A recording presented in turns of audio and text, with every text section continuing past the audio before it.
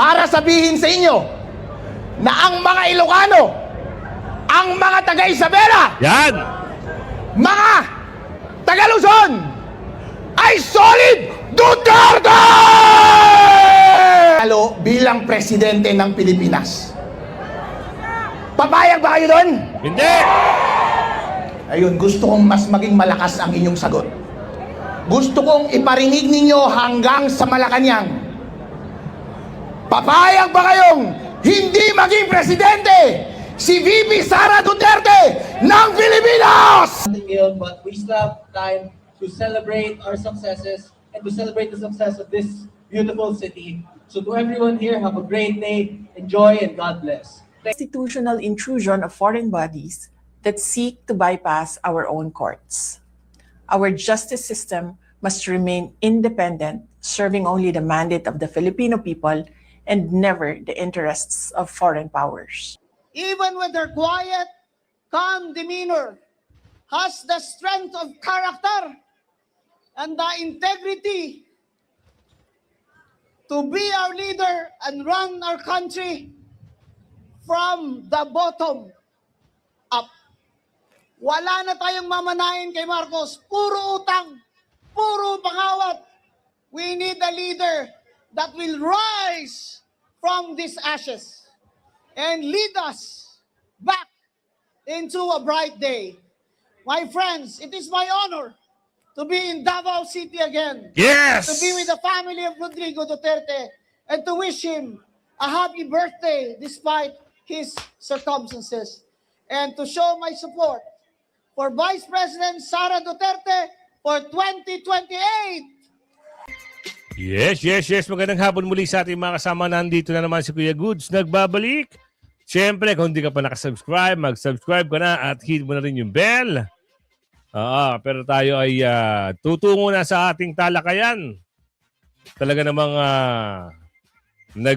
alam niyo yung sigla ng taong bayan nung dumating itong mga magagaling, magigiting at mga matatapang na abogado. Ano ba meron sa Davao? Parang anibersaryo ata ng Davao, no, kung hindi ako nagkakamali. Ano ba ngayon ang meron sa Davao? Davao 8, ano bang anniversary today? Pang ilan na ba anibersaryo? Sabi dito, araw ng Davao, March 16. March 16 ba? Bakit ngayon lang sinelebrate? Araw ng Davao, Davao City is celebrated annually on March 16 to commemorate the city's charter anniversary, March 16, 1936, featuring a month-long celebration of festival in 2026, the 89th araw ng Davao celebration. Pero wala na tayo doon kung March 16, pwede naman celebrate ngayon. Baka ngayon lang nagkaroon ng buong March naman ata. Buong March naman ata, pwedeng i-celebrate ang anibersaryo ng Davao. Pwede yan, kahit anong araw. Pero ang nakalagay dito, March 16. Wala na tong issue doon. Ito ang magandang balita. Hindi na ho ano ba sabi ni Atty. Respicio sa kanyang mensahe dito kay Bangag. Hindi na siya parte ng Ilocos. Dahil ang Luzon ay nagmamahal na, ang Norte at ang Luzon ay nagmamahal na sa ating bagong presidente. Which is sino? Si VP Sara. Okay, pasok natin. Madayo Davao!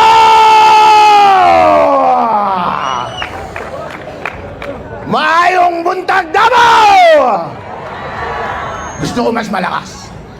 Maayong buntag Davao! Yeah, buddy! Magandang araw po sa inyong lahat. Ako po si Atty. Harold Respicio, Vice Mayor ng Reyna Mercedes Isabela. Ang Isabela po ay nasa norte. Isa po akong Ilocano. Nagtataka siguro kayo, bakit ako nandito? Nandito ako para sabihin sa inyo na ang mga Ilocano, ang mga taga Isabela, Yan! mga taga Luzon ay solid Duterte!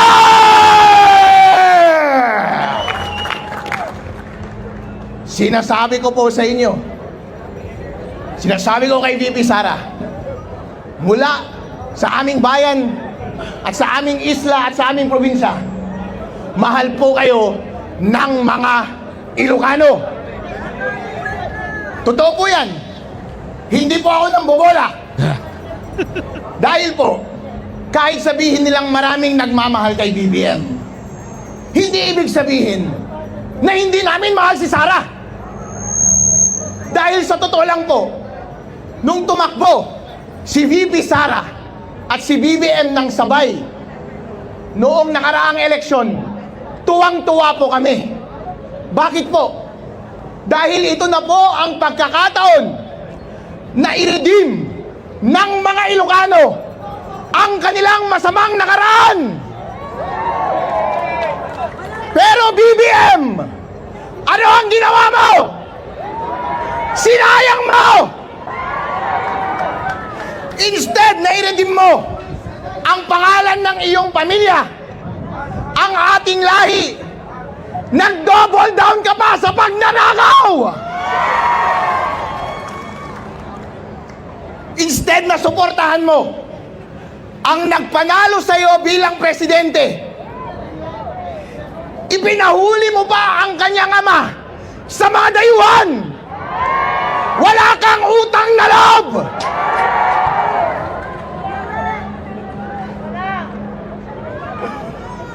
Mga kababayan, ito po ang tinatanong ko sa inyo. Gusto nyo bang umuwi si President Rodrigo Duterte dito sa Davao? BBM, hindi ka nag-iisip. Kita nyo, no? Hiyawan at sa halak, hiyawan at palakpakan ang binibigay ng taga Davao. Sino yan nagsasalita na yan? Love din nila si Atty. Respicio, matapang din ito na lumalaban sa mga demonyo, sa mga magnanakaw dyan sa Kamara. At itong mama na ito ay pinagtatanggol si VP Sara. Kaya ngayon, araw ng Davao, bigyan natin ng isang magandang palakpakan naman dyan, dito sa mga dumalo sa araw ng Davao. Especially, siyempre, andyan si VP Sara. At ngayon, ano ba ang wish ni VP Sara? Isa lang naman ang layunin yan, makauwi si Tatay Digong. Sa tuloy mo, Atty. Respicio. Mas inuna mo ang iyong pinsan na si Tambaluslos. Aray ka. Isa kang tanga. Gusto mo ba na kapag president na si VP Sara, ay ipakulong ka rin namin? At ang iyong buong pamilya? Mga walang iya kayong mga senador at mga congressman, gusto nyo bang makulong din kayo? Gusto!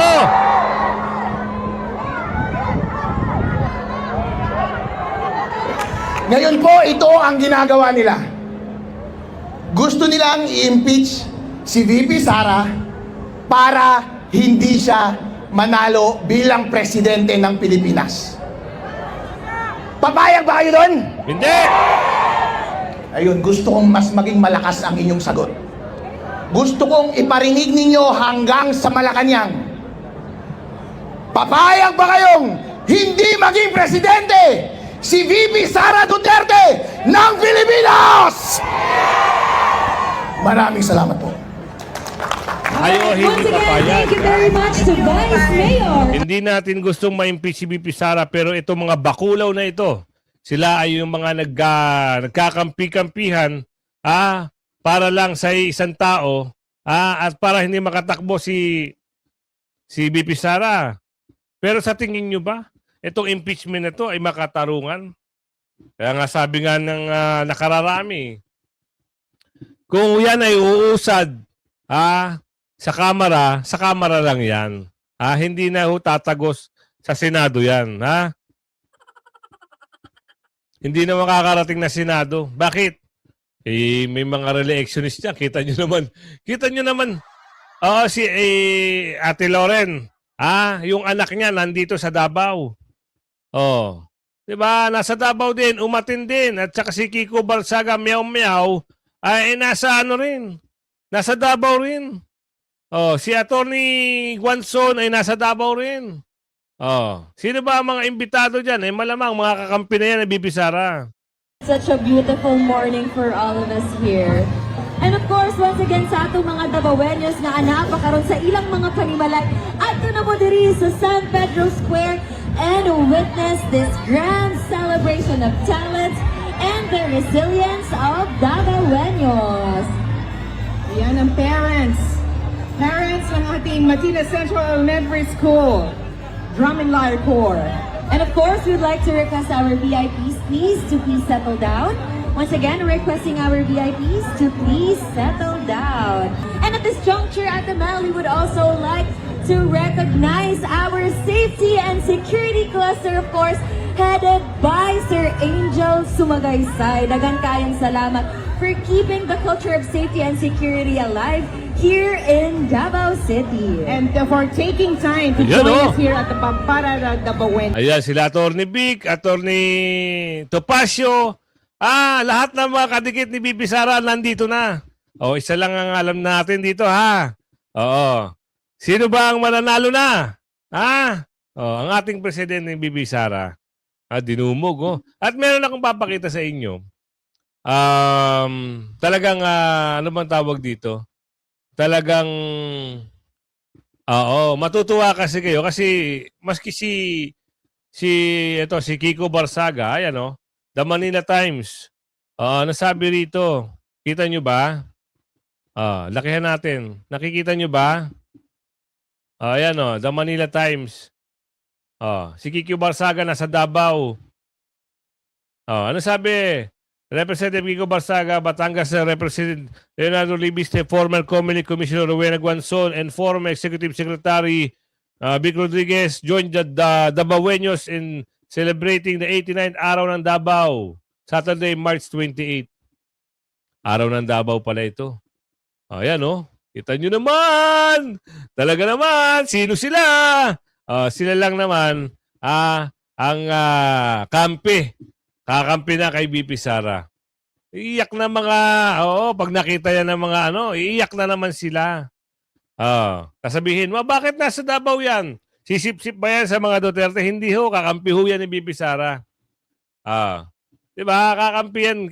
Ngayon, hinahanap ng taong bayan si Tatay Digong eh. Diba, birthday ni... kaya pala. Okay. Nagagets na natin.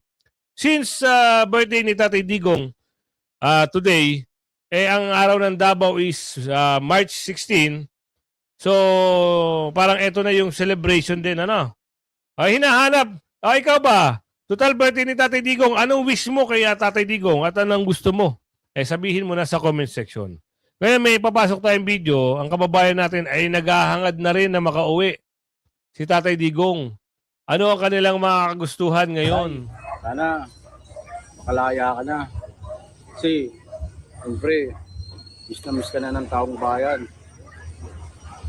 Yun lang. Biniwish ko lang sana. Happy birthday, former President Rodrigo Roa Duterte.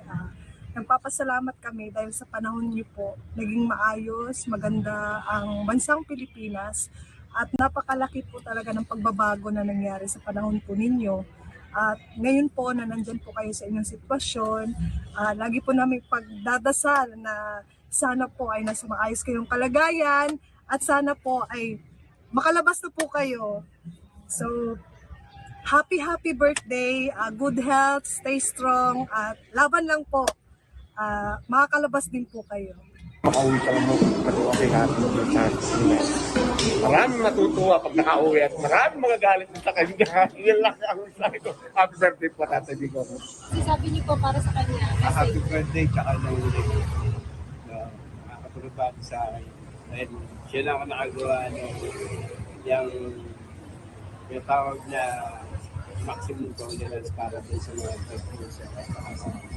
Kumbaga, naipakulong yung dapat mapakulong.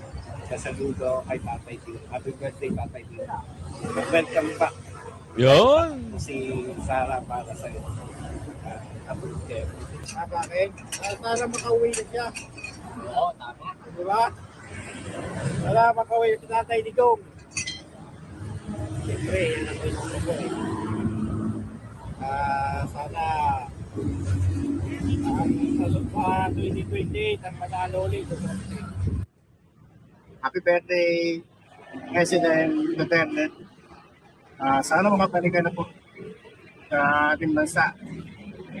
At masok na yung ating mga problema pang critical.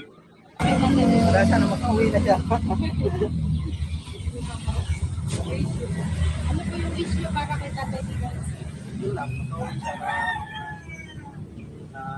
Buhay pa. Lakas pa para siya ulit yung mag-ano, presidente. Makabalik bilang presidente ulit pagka sakaling makabalik siya.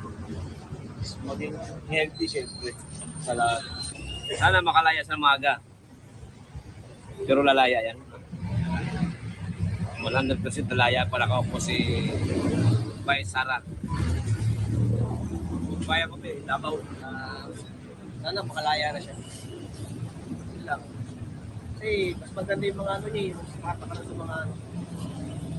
Daming naniniwala sa mga Duterte. Talaga, totoo naman kasi. Walang halong mga kaplastikan ang pamumuno ng mga Duterte. Kaya naman, solid ang kanyang ito yung hinahanap eh. Oh. Ngayon, pangako ni Respicio, ni Atty. ni Respicio, sana sa susunod naman, itong si Bangag ang makulong. Pakukulong eh.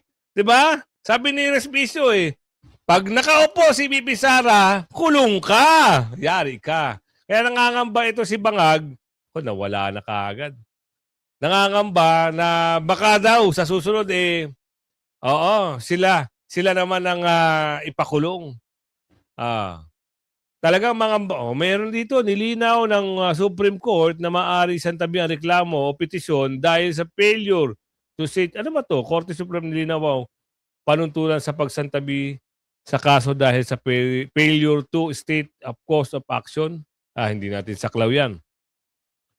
Ano ba? Batiin nyo muna si Tatay Digong.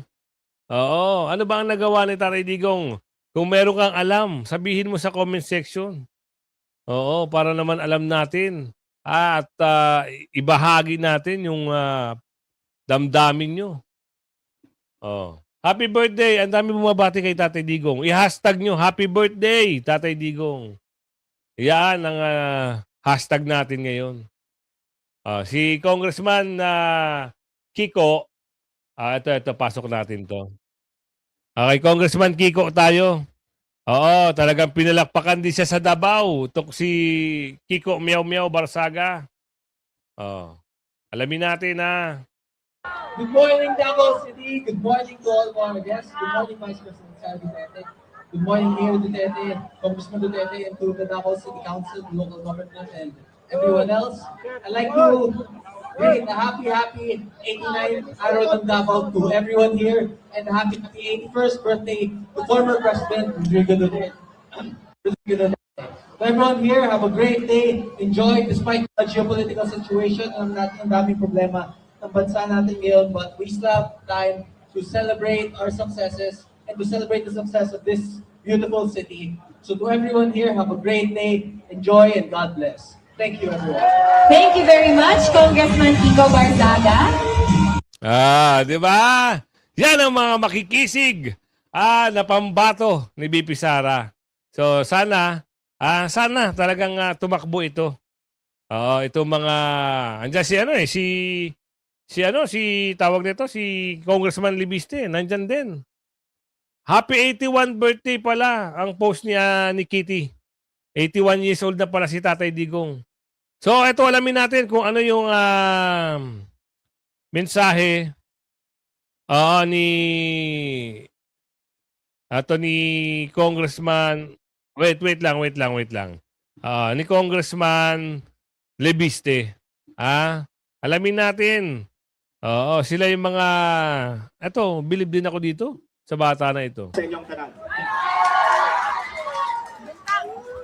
Happy Araw ng Davao and happy birthday, PRRD. Daghang salamat po, Mayor Duterte, sa inyong imbitasyon. And I'm very happy to be here again. And to all of the participants in today's parade, you've done a very good job, and I hope that we have a very good day today. Alam niyo po, ako ay masaya na makabalik dito habang ang Congress ay nasa session break. And sinabihan ako na kaming mga congressman, dapat huwag masyadong manggulo. Mas mabuti daw ang congressman ngayon magbakasyon muna. At baka akala nila nasa abroad ako. Hindi nila alam sa Davao pala ako pupunta. Yon. Kung saan mas maganda, mas malinis, mas safe, at napakabait ng mga tao. At dapat din suportahan ngayon ang domestic tourism, lalong-lalo na dahil sa taas ng presyo ng langis. Ganon din, kung may mga Davaoenyo na gustong bumisita sa Maynila, welcome na welcome po kayo at pwede tayong magkita sa Luneta. Yan. Mayor, baka pwede tayong mag-arkila ng barko. At kahit ilang Davaoenyo ang gustong bumisita sa Maynila, pwede tayong magkita doon. Sabihin lang ninyo ilan ang gustong bumisita. Pero baka aabot sa 100,000. Baka kung anong iisipin nila. Basta nandun tayo para sa turismo at sightseeing lang. Yes!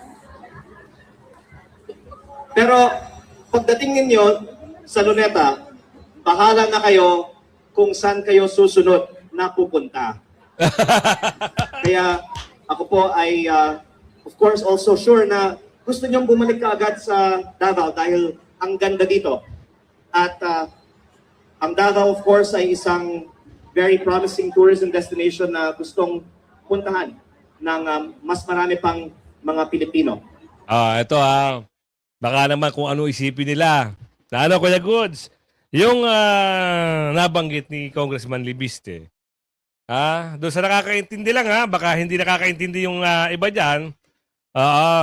Mantaling haga yun Arkila tayo, barko. Arkila. Sabi niya, pagdating ng dulo, bahala na kayo sa susunod kung saan nyo gusto pumunta. Alam nyo ba kung ano yun? Kailangan na malaman nyo. Hindi yun basta-basta mensahe lang. Yun ang dapat nyong malaman. Hindi ko na rin babanggitin kung ano yun. Pero kung nakakaintindi kayo, dapat alam nyo yun. Diba? Simplehan lang natin. Ano ang gusto ng taong bayan? Marami hong nagagalit. Marami na hong ang inis. Marami na ho talaga ang banas sa gobyernong ito. Diba? Akala nila saan pupunta si Congressman Libiste? Pupunta ito sa Davao. Para saan? Para makipag saya dyan sa mga kababayan nating Davaoenyo. Diba? Mensahe ni Bibi Sara kay Tatay Digong sa ika-81th birthday niya ngayon. Ni Tatay Digong. Ito na, pasok natin to. Mura, matulahi, wabrakatu. Madayawag mayo adlaw kaninyong tanan. Magandang araw sa inyo lahat. Today, we celebrate the birthday of my father, our former President, Rodrigo Roa Duterte. To all the parallel support groups, volunteers, and the millions of Filipinos here and abroad who organized celebrations to honor him, maraming salamat sa inyong walang sawang pagmamahal at katapatan. Your loyalty to him is a testament to a leadership that truly prioritized the safety and dignity of every Filipino family. But as we celebrate, we also stand firm. The defense of his rights is a defense of our national sovereignty. We must remain vigilant against the weaponization of the law and the unconstitutional intrusion of foreign bodies that seek to bypass our own courts. Our justice system must remain independent, serving only the mandate of the Filipino people and never the interests of foreign powers. To the Filipino people, thank you for being our strength. Through the storms and challenges, your resilience remains our inspiration. Patuloy nating ipaglaban ang dangal ng ating bansa. Mahalin natin ang Pilipinas para sa Diyos, sa bayan, at sa bawat pamilyang Pilipino. Yun ang the best. Ha? Ito ay, alam nyo, ang ganda ng laging, laging nauuna si BP Sara sa pagkakamusta sa ating kababayan, pagpapasalamat, merong mga bibigay na impormasyon, mag-a-update. Itong Pangulo, saan ka nakakita? Wala. Wala man lang ka-concern sa mga Pilipino. Lalo na yung ating kababayan dyan sa gitna silangan. Diba? Wala man lang ka-concern eh. Alamin natin ang banat ni Atty. Rowena Guanzon. Dapat talaga may managot. Hindi naman pwedeng ganun-ganun na lang. Kaya, minsan hinuhulaan ko na lang na baka ito si Atty. Rowena ang pwedeng maging vice, pwedeng ipambardagol doon sa mga ipapakulong ni BP Sara. Diba? Ayan lang yung parang nasa site ko. Pero siyempre, consider natin talaga na si Senador Marcoleta rin ang pwedeng ipantapat. Maraming pagpipilian pero sabi ko nga sa inyo, hindi muna tayo magbibigay kasi wala pa tayong konkretong pinangahawakan. Na baka nga, hayaan natin baka pag nagsabi si BP Sara, soon, malalaman na natin kung sino ang vice niya. Pero Atty. Rowena, bardagulin mo na sila. And on a final word, I have to tell you, bakit si Rowena Guanzon nga dilawan man na? Dilawan man na! Kaning tao dire ang sigig sabok-sabok na ako. Itsa, ang dilawan man kang anong gadul-dul man kang BP Sara karon. Ayaw na yun si BP Sara. Ayaw na lang naghisgutan kay karon ang kinahanlan mo daog yun si Sara for president. Yan! Kung dilaw ka, kung pulaw ka, kung pink ka, kung blue ka, kung wala na minimo kaakig. Wala kami kaakig sa inyo. Upot na lang kita diritanan kay Sara para sa aton pungsod. Dahil kung hindi si Sara Duterte ang magpresidente, walang mananagot.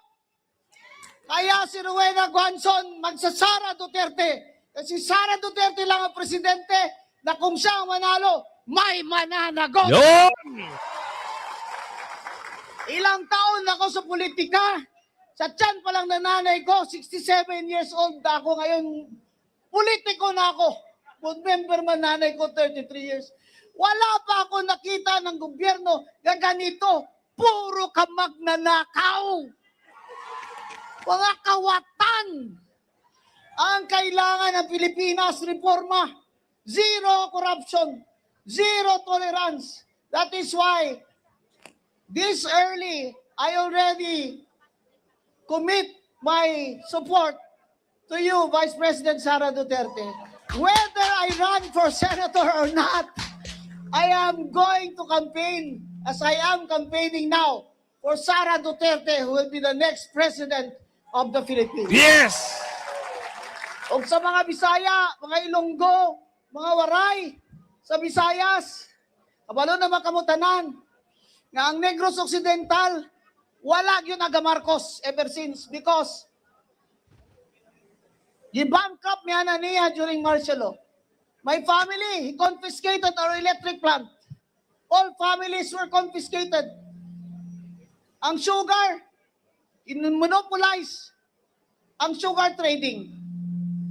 So we had to stop planting. Our people starved because we had to stop planting. Why will we plant if we're going to lose money?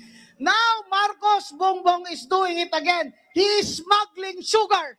That's why our sugar prices from Negros Occidental are down. Down by more than 600 pesos per kilo bag. You know what that means?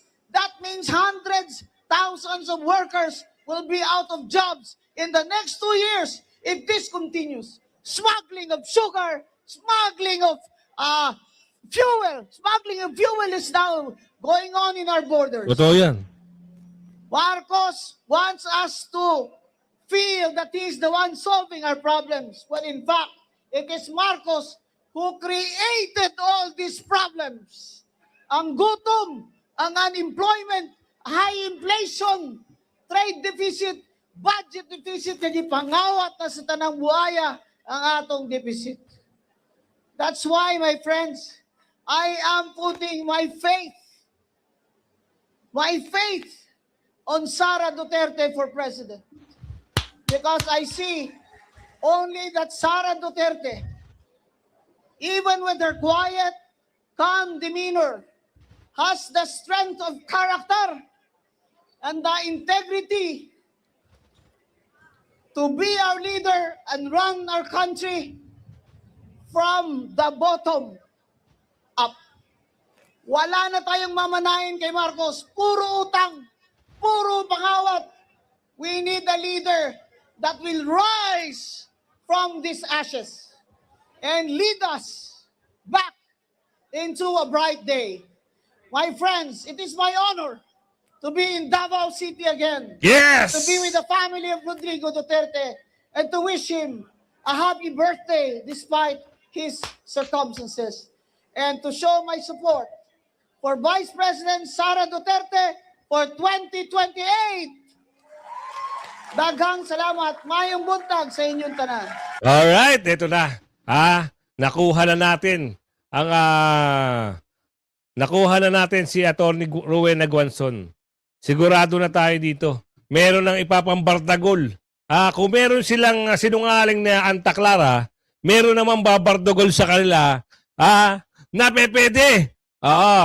Laban. Ayan ang magaling. Lalaban talaga yan si Atty. Rowena Guanzon. Kaya kung umabot ka sa video natin ito, huwag mong kalimutan mag-like, share, subscribe, at hit mo yung bell. At tayo ay lambing. Ihatid mo sa inyong kaibigan ito. Hanggang sa muli. Bye-bye!